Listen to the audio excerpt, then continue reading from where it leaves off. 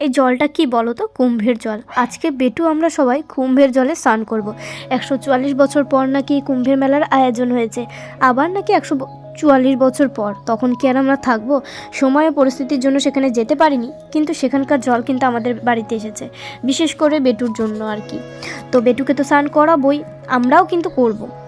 আর এই যে দেখতে পাচ্ছ, বেটু কিন্তু জল দেখে খুব খুব খুব খুশি, আর ও জল পেলে ওর আর কিছু লাগে না।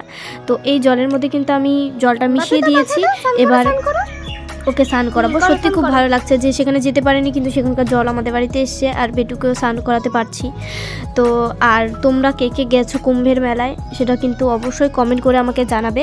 তো এই যে চলো আমি বেটুকে স্নান করিয়ে দিই। আর এই যে দেখতেই পাচ্ছ বেটুর গায়ে জল দিয়েছি, তো কেমন করছে। তো যাই হোক, ও কিন্তু এমনিতে খুব ভালো, মানে স্নান করতে খুব ভালোবাসে।